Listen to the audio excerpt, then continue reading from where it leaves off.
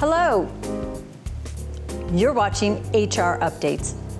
My name is Pandy Pridemore, and I'm Principal Consultant with the Human Resource USA. Today's topic, and I'm kind of shaking my head because I promised all of you we would stay away from COVID. But I don't have any choice. I had to bring the topic back. There's so much going on right now with the mandatory vaccines, and I think that some of you have maybe forgotten the topic of accommodations. I just wanted to bring it back and kind of go over and review all the different guidelines around and the vaccinations and accommodations and who else to bring in but the experts from Dinsmore. I told you last month I was going to bring them in. Well, they're here. Faith Whitaker, Zach Weber. They're joining us today to help us better understand these topics, and we're just going to jump right in because there's so much to talk about. I mean, this is going to be such a quick segment. Let's kind of rewrap. Let's go back over and help the viewers understand. Again, we were talking accommodations. This is all overseen by the EEOC. An accommodation is? It's essentially a workaround for an applicant or an employee to have maybe some adjustment in the schedule, adjustment in their job duties, to allow them to really do their job. It has to be either religion is generally one of the exceptions, or some medical issue. Okay.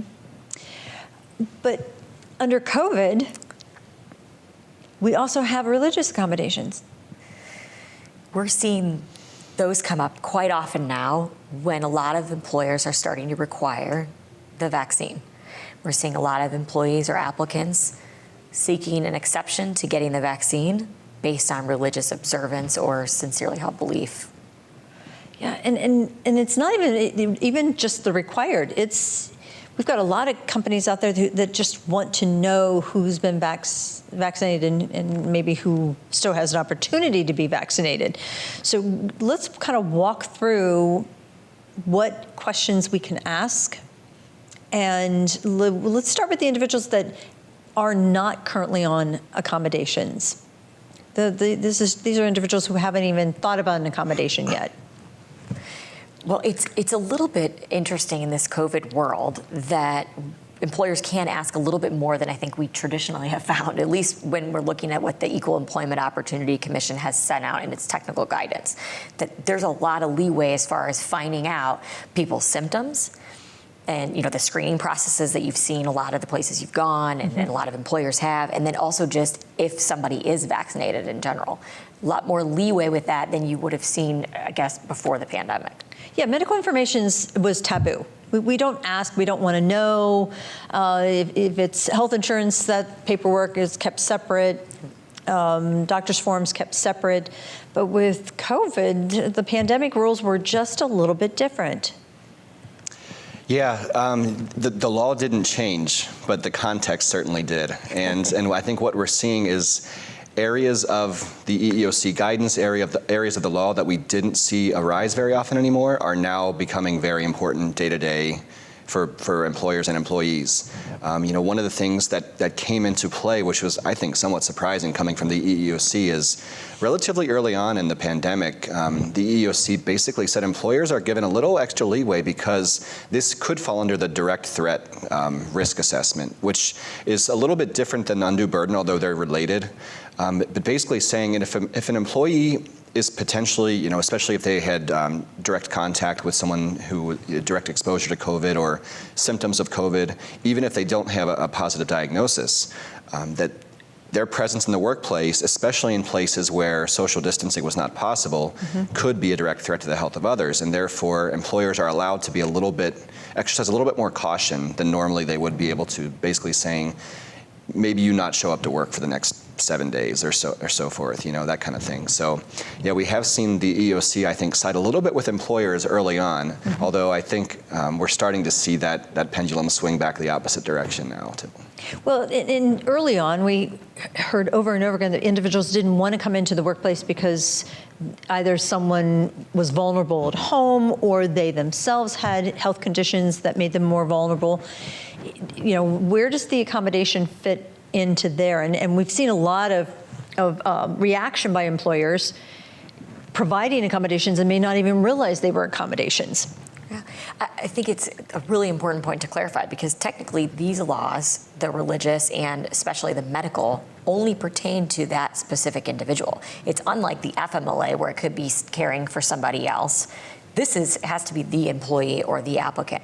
However, like with this pandemic, we've all heard the word flexibility a lot.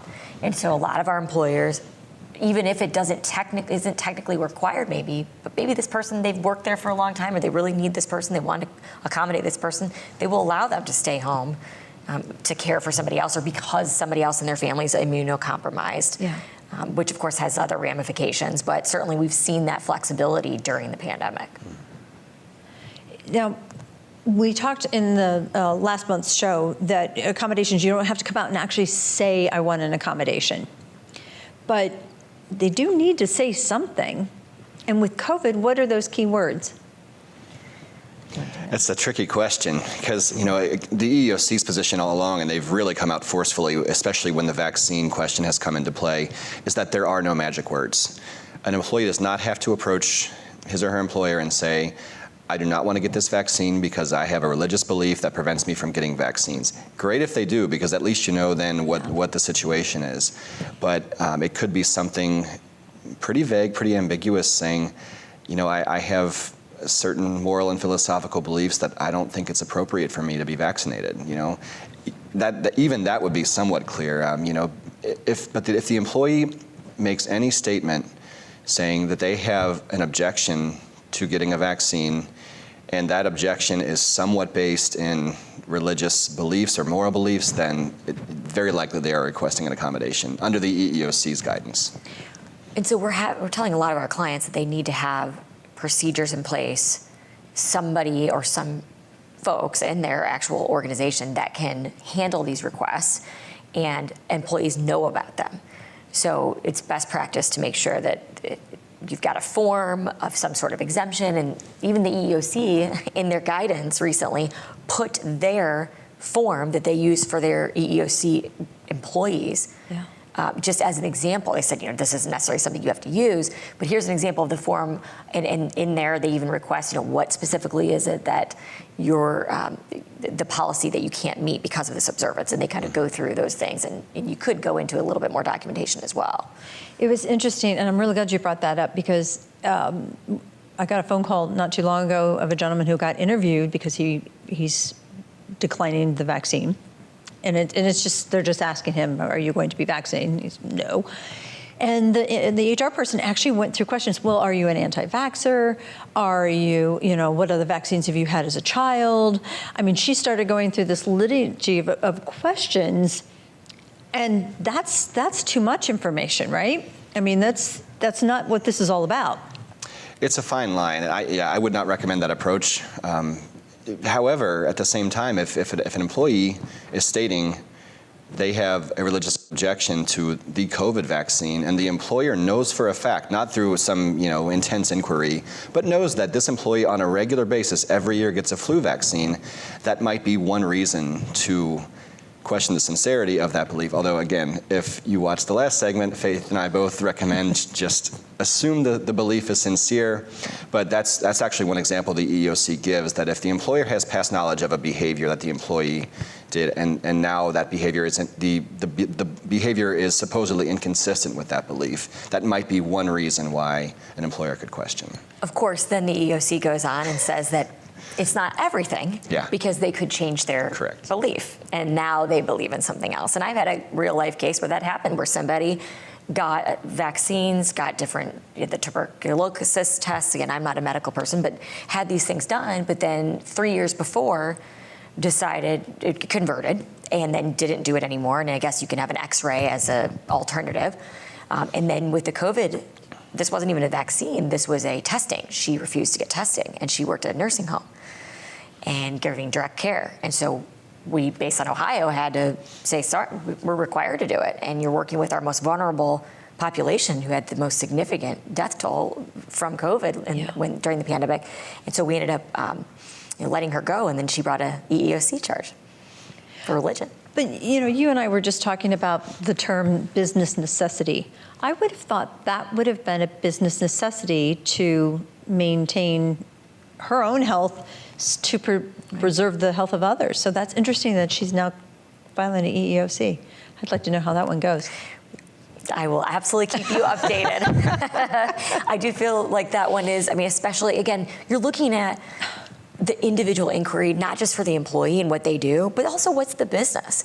Yeah. If somebody's in a corner office and they don't see anyone, that's a totally different scenario than this person who's a healthcare provider working with, residents in a nursing home. Right. So I think that analysis is something we're telling our clients. Just because you can do something doesn't mean you necessarily should. You've got to take a case by case, industry-specific inquiry. Well, and if the individual's not coming into the workplace and they're remote, they don't even need an accommodation, right? They're kind of in a whole different ballpark anyways. And maybe that's the accommodation that already happened, is that they're remote, which I know is another big topic that's come up with the pandemic, is changing that argument of remote work. Yes. Let's go back to the whole vaccine thing, because I had a client emailed me the other day and say, well, should we hire a nurse to be on site so that they can make these judgment calls and they can give out the vaccines and actually take care of, and they only have 50 employees. Well, you know what my response was. But, those individuals have to be careful because they can't determine whether an accommodation can be provided. So it's really not the healthcare, it's still the business. Still the business. And I think in that same vein, though, a lot of our clients are offering those incentives and have been doing extra PTO days or even raffles, very, very significant raffles for if you were vaccinated by this date, just like Ohio did similar, then you get to potentially be in the drawing for $5,000, whatever it is. And so motivation as opposed to requiring it was the first step. Now it looks like we're leaning toward the requirements. Well, but let's talk about coercion. You got to be really careful about those incentives. Yeah, it can't be more than a de minimis, and the EEOC gives the example of a T-shirt or a water bottle or something. But again, you're balancing the situation of we also want everyone in the public health want everybody vaccinated generally. Yeah. So it's balancing those pressures for the organization. Mm-hmm. As far as the lottery goes, I kind of liked that because it was not guaranteed to win. It was just you could potentially win something if you did this. So to me, that was not undue pressure to get the vaccine. But Zach, we also have those restrictions of, all right, so we now, if we know who's vaccinated and who hasn't been vaccinated, we've got those possibilities of that information leaking out. That's not public information for all the employees to know, correct? Correct. So again, the EEOC has been a little bit more lenient because COVID's a special situation, and they are allowing employers to inquire about employees' vaccination status. Mm-hmm. I think most of our employers have done it on a voluntary basis, like if you've gotten the vaccine, please let us know so we can, just keep that on record in case we do decide to mandate the vaccine later on. But employers can go a step further and require all employees to disclose their vaccination status. Mm-hmm. Now, the one thing I'd caution that on is if they're retaining copies, for example, of a vaccination card or any type of documentation, that needs to stay in a confidential file separate from the employee's personnel file, for example. But that's really the one kind of pitfall, I would say. Employers are given leeway to ask about vaccination status in this. But if the individual's on an accommodation. Right. So, yes, the accommodation. I'm leading you here. Yes, the accommodations still apply, and the one thing that employers are not allowed to do is require the employees to sort of wear their vaccination status. In other words, we had a client who was asking us, we're not going to mandate it yet, but we might later on. But we're going to require people who are not vaccinated to wear masks, and people who are vaccinated are not required to wear masks. So can we have them wear like a special sticker on their name tag or a lanyard? Or no, don't do that, because that's based. Not only is it forcing them to wear sort of medical information on their sleeve, almost quite literally, but it's also almost creating like, I won't say a caste system, but something very similar where you are visibly distinguishing people based on this one particular item. And then that gets into the impact, of course, if you've got a religious belief, so then that's the issue, or if you have some medical problem or medical issue that you can't get the vaccination. So. Right. So That's you're singling out people that one person might be doing it simply based on a personal objection to it, which is not religious oriented, and another person might have a very sincerely held religious belief. You're putting them in the same group and forcing them to kind of, identify with that group throughout the workplace without really, other employees might not know what their situation is. So it's in a way, it could even be considered a type of discrimination, certainly. And that's where I wanted you to go to the next one. I got there eventually. We have to be so careful about that. And, I try to give a training tip every show. And I would definitely say, probably among another one coming, that would be a training tip, is train the supervisors and the frontline, because again, the eyes and the ears of the company, to make sure that if somebody is identified as not being vaccinated, we're not discriminating, we're not retaliating, Right. We're not separating that individual and making them feel bad for whatever reason, whether it's a medical or a religious accommodation that they're on, because the employees aren't supposed to know those accommodations. Well, and the other thing, too, because we've gotten, it's such a heated issue, as we all know, but even an example we had where some employee, I remember a situation came up and the employer was sort of frustrated. This employee doesn't want to get the vaccine yet, but this employee had just had really bad COVID. A severe illness, was in the hospital, had to then walk around with a ventilator or some sort of, oxygen for weeks. And so the doctor said, we don't want you getting the vaccine yet. We need to give some time. And so in that scenario, it wasn't even like it's forever. It was just, you need a little bit more time for this person, so she, could just mask and then stay, remote or stay, away from people as best she could. But it was just, it's sort of, I know it's frustrating sometimes for employers especially, but every scenario is different. And that scenario wasn't like she had some sort of, underlying long-term issue. This had just come up from COVID. Right. It's interesting. I talk to so many companies who get really frustrated and say, look, let's just let them go. I can't accommodate this. And yet the EOC has actually drawn out a number of things that have to be considered first, and you have to go down that checklist. Zach, do you want to walk us through some of that?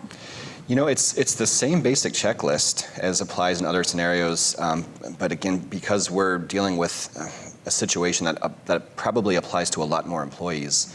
So the first thing is, the employee has to, if we're talking about disabilities or medical conditions, have some basis for that. An employer can do a limited inquiry asking, for some type of documentation about what the limitations are, how this might be affected by workplace restrictions or, COVID vaccine, for example, and, then initiate the interactive process. So, you want to ask the employee, if we're not able to offer this very first requested accommodation, then what else can we do to make you able to perform your job duties?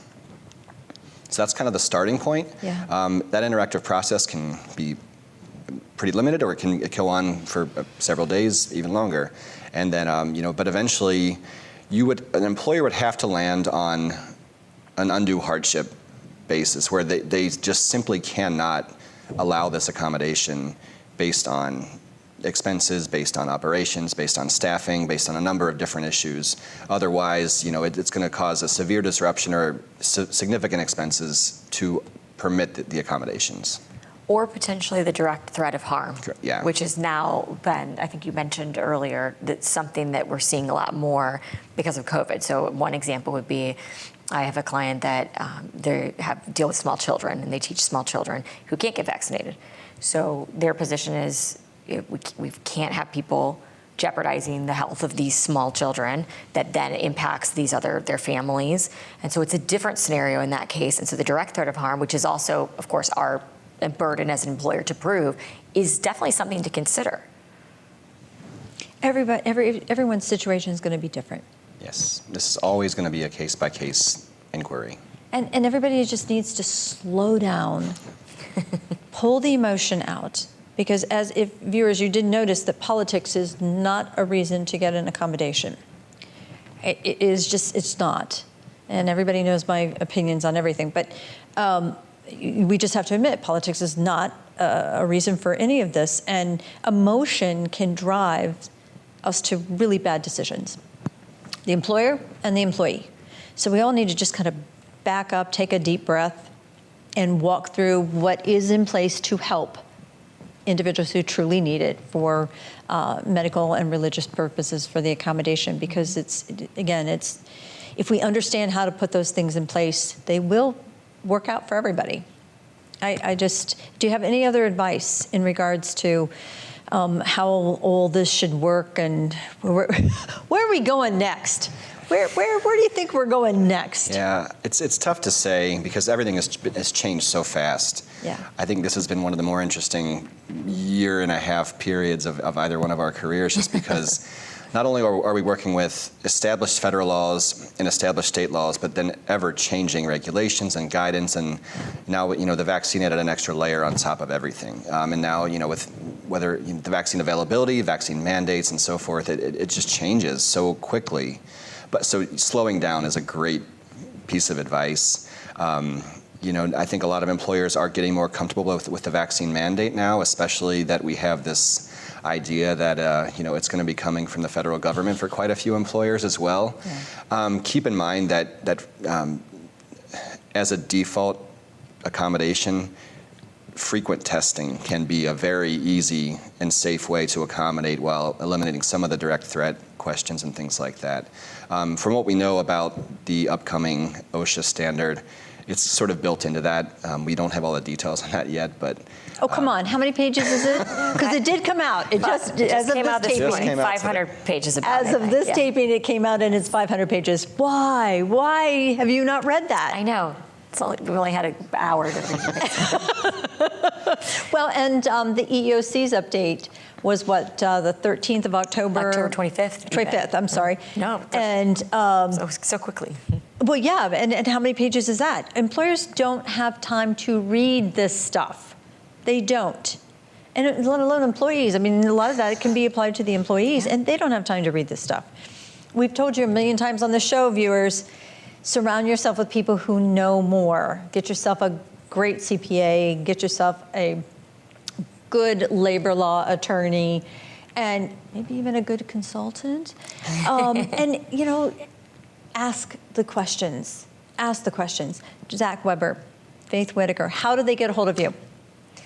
Well, we by email, faith.whitaker@dinsmore.com and Zach. Mine is my full name is Zachary, ZACHARY.Weber, WEBER, just one B, @dinsmore.com. Although if you go to dinsmore.com, you can search for either one of our names and our bios come up, and all of our contact info is on there as well. It's very user-friendly. If any other problems, just call me because I got them on speed dial. Thanks again, guys. We really appreciate it. Thanks for having us. Second half of the show, you're going to want to stick around because we're going to actually break down labor law posters for you. You know, those things that hang in the back corner of the closet or maybe haven't been updated for a while. Well, we're going to explain to you why that's an important section of the whole employment aspect, and we're going to show you exactly how to know whether they're updated or not. And then we're going to have a guest come on to talk to us about the difference between 1099s and W-2s. Gig workers are not going away, but we've got to make sure that they're legit. So stay with us.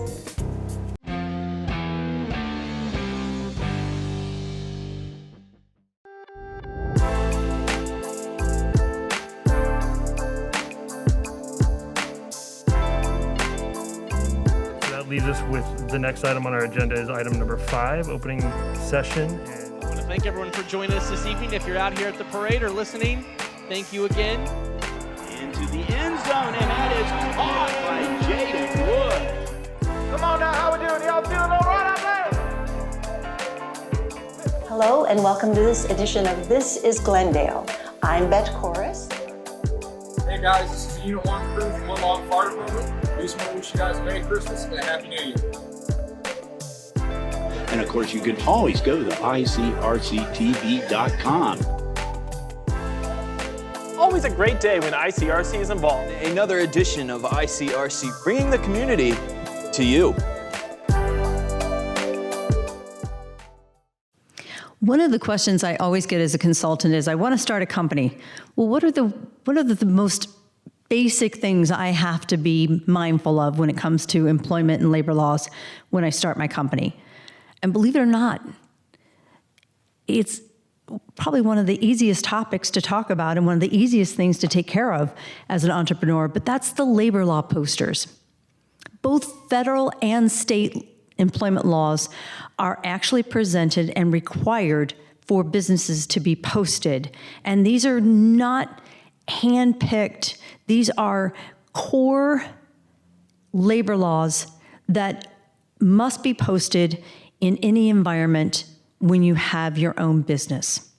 There's a set of federal laws and there are a set of state laws, and it doesn't matter what state you're in. These are the brightly colored laminated posters that most likely for your particular business are stuck back in a closet or maybe in the lunchroom. These posters are very, very important because each one of them actually comes with violations and fees or charges for those violations if your company or you as a business owner are not posting them. Now, of course they're going to be updated. Of course they're going to need to be changed periodically. And that's why I wanted to talk about them today. Labor law posters are required for all businesses, but they can run anywhere from $30 to $70 to buy these posters.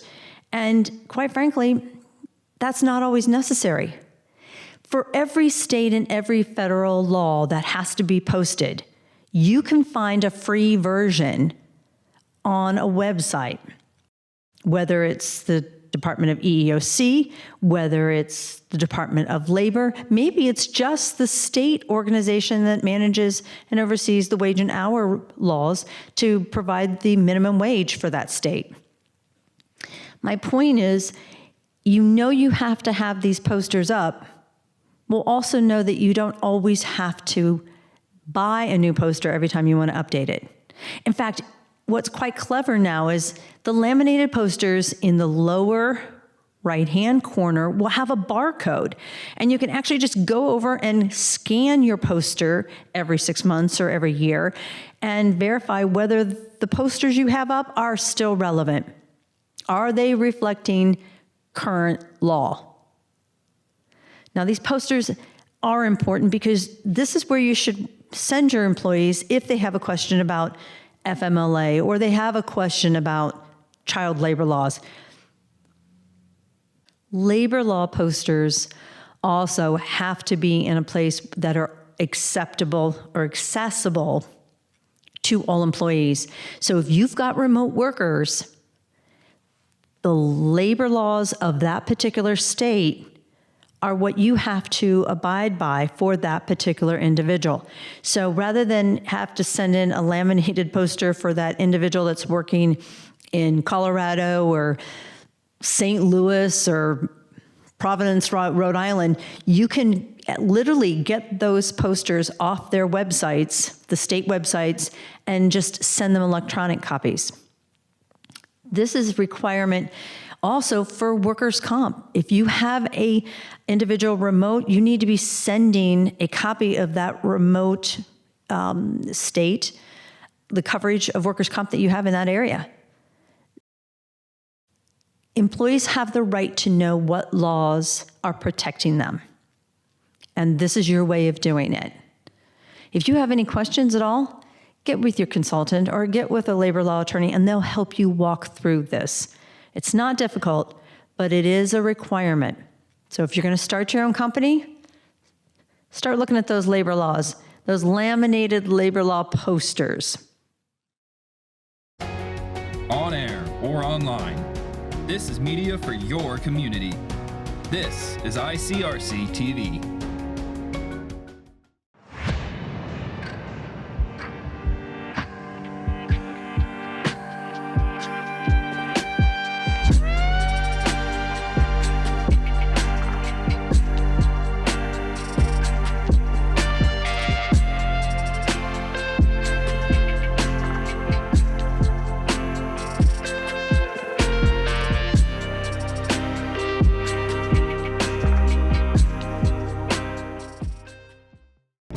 Welcome back. You're watching HR Updates. Well, I prepped you. That topic of 1099 versus W-2 is not going away. And I've brought a speaker that's going to help us walk through this one more time. I mean, we've had previous shows on this, but let's talk. I mean, remote workers are not going away, and so many organizations are really struggling with whether we legally can make those 1099 or whether we should put them on the payroll and make them W-2.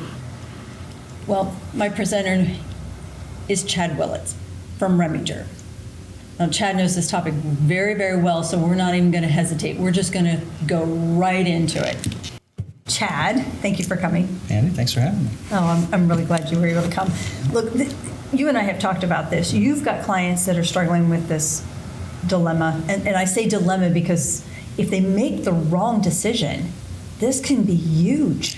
There are a lot of adverse consequences, certainly, and it's a difficult distinction, and with all the sort of creative and flexible work arrangements that companies have come up with in the last 2 years to deal with all the pandemic challenges, there are a lot of aspects of those remote work arrangements that at first glance look like, well, this feels more like an independent contractor relationship as opposed to a bona fide employee. And you're right, if they get it wrong, there can be some significant problems, and we can talk about those if you like. I want to talk about all of it because what tickles me is I was with a client the other day, and I noticed he had this 1099 individual, but yet the individual only works for him. He has a business card of the employer. He's in their 1099 contract section for payroll, but still in payroll. And I challenged him and I said, but this gentleman isn't exercising any entrepreneurship. I mean, I know he did at one time, but he's completely now dedicated to you. And the owner said, oh, but this is what he wants. This is what he's asking for. So, we want to keep him happy. Chad, it's not up to the worker, is it? It's definitely not. And the situation you described is a pretty common one. We see a lot of clients, a lot of businesses who they focus on one particular detail, right? W-2 or 1099, or this person doesn't work physically in the office anymore, so I'm not visually observing them or supervising them every day, so they must be an independent contractor. Or, oh, I make them pay for their own equipment, so they must be an independent contractor. And it's easy to kind of jump to that conclusion with a limited amount of information, but that's a real risk. And I guess if one thing I'd like your viewers to know, if they take nothing else away from this presentation, it is the distinction between employee and independent contractor. You kind of use the labels loosely, W-2 versus 1099. That's a tax issue, but how we categorize those workers is an incredibly complex process. And that may sound self-serving as an employment attorney, but there are very few bright lines, and there is not one single factor, there's not one single detail, there's not one thing that we can tell a company to do or not to do that flips that switch 180 degrees from employee to independent contractor. There are a lot of variables and a lot of moving parts, and you've really got to drill down on a lot of those details rather than just picking one or the other and saying, oh, okay, it's this category or that category, because it can have huge expenses and penalties and all kinds of consequences that we can talk about as well. Let's go over a couple of the questions that came in. Okay. I've got an individual I interviewed for a position, but yet I'm not really sure it's the right person. So rather than start the eligibility period for benefits and get them into our payroll system, I'd like to put them in as a 1099 and just work them for a while on 1099. Mm-hmm. Where's the pitfalls? Well, the pitfalls are, let me back up a step, right? Why do we use independent contractors? We use them because we hope to get the benefit of their skill and their service without some of the, like what we might call the strings attached, right? The extra obligations that come with bringing someone onto payroll, like your questioner, the additional expense, whether it's workers' comp or payroll tax or unemployment or benefits, and those are real expenses. But hopefully with an independent contractor, if that's a legitimate relationship, you can get the benefit of that work without those additional burdens. But what we sometimes forget is what we sometimes think of as those additional burdens or expenses, those are protections for that worker, right? Whether it's minimum wage, overtime, benefits, family leave, workers' comp coverage if they're injured, and those are legally mandated for a reason, to protect that employee, right? So what I hear you describing, or what the question suggests, is we can have this person do the same work or essentially fill the same role. We're just going to put a different label on it. And the problem there is any authority that's looking into that relationship, whether it's the Department of Labor or the IRS or the Bureau of Workers' Comp or a court, they're not going to be governed by whatever label we tend to slap on it, whether the employee or the worker wants to be an independent contractor or we want to try this out.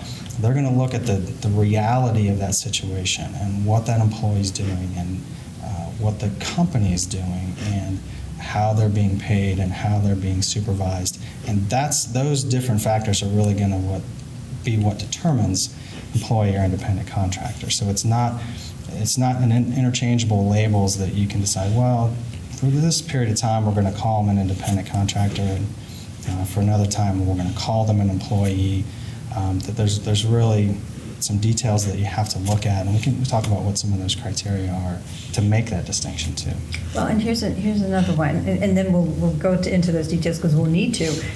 This is an employee who decided they were going to pick up work with another employer. Mm-hmm. So this company said, fine, we'll just move you from W-2 to 1099 because for the exact same work, mm-hmm.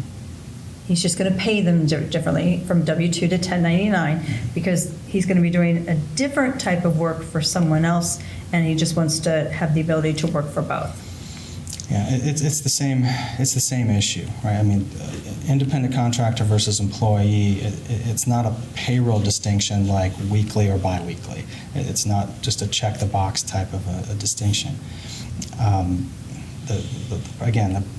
What's going to make that determination is the work that they're doing, the supervision, the control that the company is exercising over the work that they do, not just what box they check, so to speak. Well, let's stay on the payroll topic because you and I, when we were doing our prep on this, one of the major criteria is the ability for that individual to control their profit and loss. So help our viewers understand what that means, because a lot of people may see that in the criteria, but they're not understanding. Sure. So, I mean, again, whether they're an independent contractor or the worker is an employee, that will have payroll consequences. I mean, one will be handled one way and another the other way, but the way you handle the payroll doesn't wag the dog and put them into one category or the other. One of the criteria that we look at, or that the law looks to for is this person an independent contractor, is do they have sort of some entrepreneurial freedom, so to speak? Are they in business for themselves? When you boil it down, that's what the law really looks to. Is that person in business for themselves? Do they have entrepreneurial opportunity? Can they say, no thanks, I don't want that project.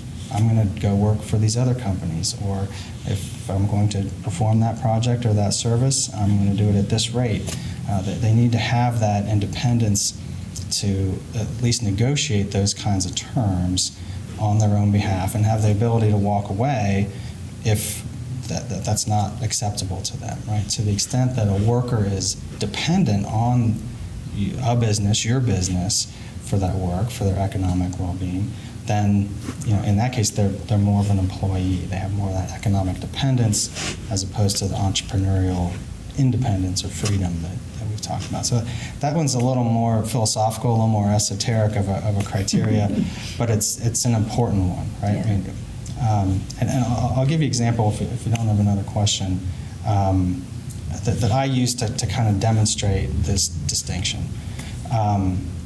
And the differences between my professional assistant, my secretary, and a plumber. All right, so I'm an attorney. I work in an office. If our sink breaks, we call a plumber. The plumber's not on our payroll, 1099 or otherwise, right? The plumber comes in. They have their own expertise. They have their own tools, their own training, and we give them a project. Fix the sink, please. Fix the sink. I don't tell them how to fix the sink. I don't tell them whether to use PVC or copper. I don't tell them what tools to use. They fix the sink. They're responsible for the result. They give me a bill. I give them a check and a 1099. That's an independent contractor in its purest form, right? It's two independent businesses. I hire you to perform a service, you do it, and you go.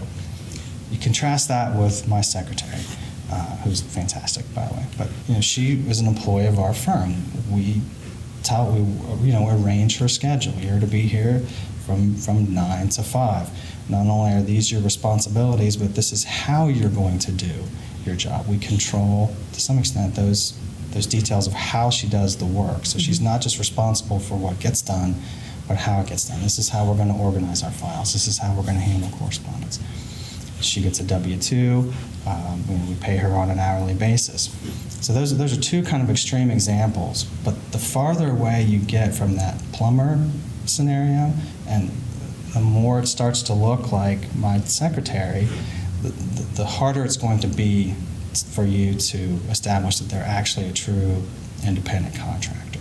It has a lot to do with who's controlling the manner and means of the work, and who's are they exercising their own independent discretion and doing it on their own, and they're just responsible for the result, or do they answer to the company for a lot of those details?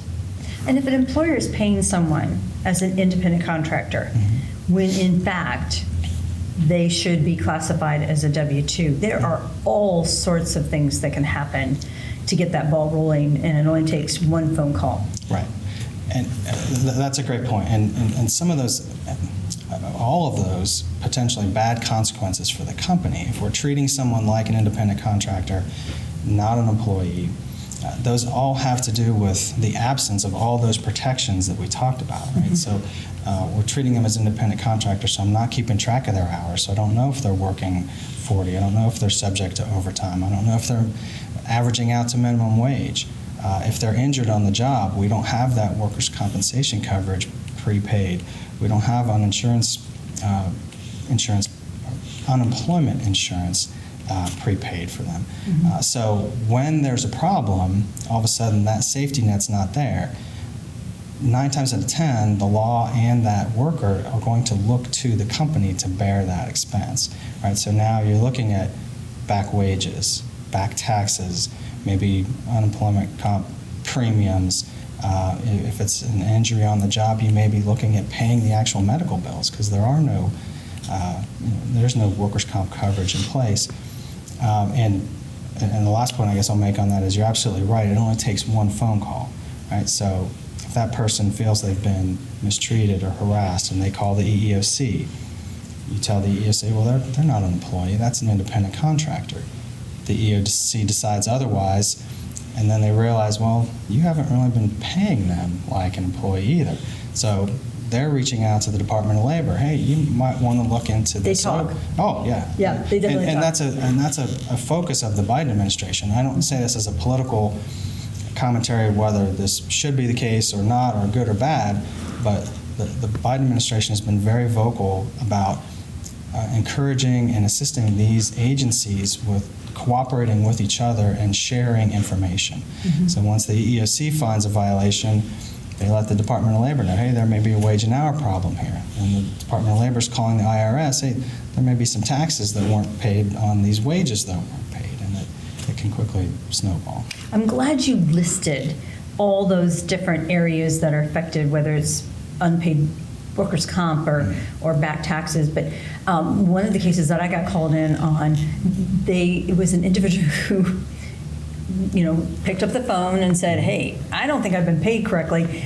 And they even went back to the 401k plan of the organization and calculated and again, how can you do this accurately, but they looked at the guy and said, well, okay, 5 years ago when you started this, what do you think you would have put in? And then actuaries went through and calculated what the gentleman would have lost based on his assumption. Nothing had to be etched in stone. And the company literally went out of business because they had 44 individuals that they weren't paying. This guy was just strong enough and brave enough to make that one phone call that got the ball rolling. And it just became horrific. What you're describing is a pretty extreme example where they're looking so far as the retirement contributions and that type of thing. But we see that quite a bit with wage and hour claims, right? Okay. Again, and it's simple, but the math is no easier, and frankly, it's no less expensive for the company. Right? They're 1099. I don't need to worry about whether they're working 40 hours. I don't need to worry that the employer believes incorrectly. I don't need to worry about them clocking in and out. They're not my employee. Well, if you're not tracking that time, and then you learn that you were wrong and they should be your employee, now you have no records.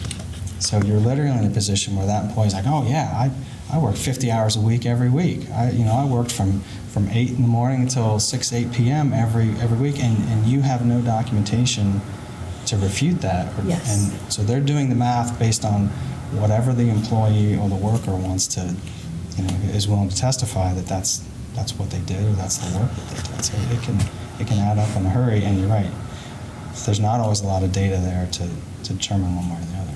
Well, and one particular organization that got audited for this claim, they actually terminated employees during that time period and investigated them, and interviewed them, and they each got checks to make this right.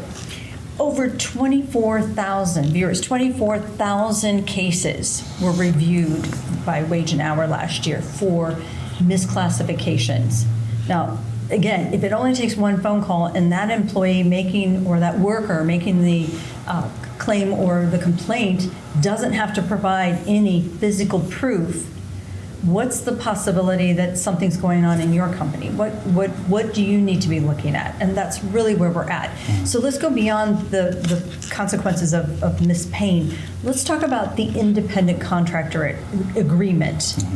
Because if you're going to work with independent contractors and do it right, you have to have an agreement. You absolutely do. And again, I want to emphasize that just having that agreement in place doesn't wave a magic wand and make that person an independent contractor. I couldn't have my secretary sign one and magically transform her into a non-employee independent contractor. But you're right, if you have that genuine arm's length relationship and that worker or independent vendor or business is working with you, you want to have that agreement in place, and you want to have it well written by legal counsel, or at least reviewed by legal counsel. Again, I know that sounds self-serving, but it's not a do-it-yourself opportunity for a lot of businesses.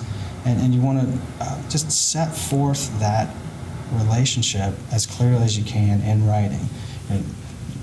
This is our company, that we're hiring you, this is your company or your individual. Here are our expectations for you and your obligations. Here are your expectations for us and ours. And then putting some of those details in writing of your workers are not our employees. You're going to be responsible for workers' compensation coverage for yourself and for your employees. You're going to have unemployment insurance. You're going to handle your own general commercial liability insurance or D&O, errors and omissions type coverage. Putting those things in writing so that if things go sideways later on, you've got that documented of, no, this isn't an employment relationship. We have this agreement and we set these out very clearly, and we've lived by this and followed this in practice, which is ultimately what will make the determination. But the more clearly and in more detail you can document that, the more it's going to help if that ever becomes a dispute. And I like a statement of work to complement that, because just because you're engaging with a independent contractor doesn't mean that every project that you work with them has to be paid at the same rate, or it will be monitored in the same way, or has the same milestone. So I tell my clients, great, let's get the fundamental agreement signed, but then let's do a statement of work saying, on this project I'm going to pay you at this rate, and we want the invoices we're not doing it on a timesheet. We want your invoice submitted within this time frame. And again, to your point, oh my gosh, no internet. No, I don't care how good the office manager is. We do not get an independent contractor from the internet. Or agreement, excuse me. You'll get exactly what you pay for. And it might be, it might be helpful, but again, even an independent contractor agreement that we might write and sign here in Sharonville, that may not be effective, or parts of it could actually be unlawful 20 miles south across the river or 20 miles to the west in Indiana. I mean, the law can vary widely from state to state, so it's not something you want to spitball off the internet. No. The point, whether you're an employee or an employer, understand that there are laws out there that protect how you are being paid. And everyone deserves to be paid in a fair manner and within the legalities that are established. The Department of Wage and Hour, which is under the Department of Labor, actually has this great little poster, flyer, that breaks down some of the details of who could be considered a 1099 independent contractor and who shouldn't be. And some of this even specifically says this does not necessarily mean this person is an independent contractor. So with that said, if you have any intentions of working with an independent contractor, or maybe you are now currently being paid as an independent contractor and you're kind of questioning because you know yourself your revenue is dependent. Any compensation you are getting is dependent on this particular business. You might want to talk to a labor law attorney. Look, my name's Pandy Pridemore, and I want to thank Chad Willits for being here today. It's been a lot of fun. Thanks very much. I enjoyed it. Good. You're coming back. Absolutely. HR updates. It's all about you. And the more questions that you send in as viewers, the better we can put topics on here that you will be able to apply and help make your business and your employment relationship more productive. I also want to announce very quickly that we will be changing the format of this show. We are so excited. The show has been so successful, and ICRC has been so good to me in working with this, that we are now going to be moving this format into a podcast. So not only can you get any of these shows on YouTube, but we are also going to be offering a podcast. So stay with us. Keep your feedback coming. Thank you, ICRC, for one more hour, and we look for you to come again. Thank you.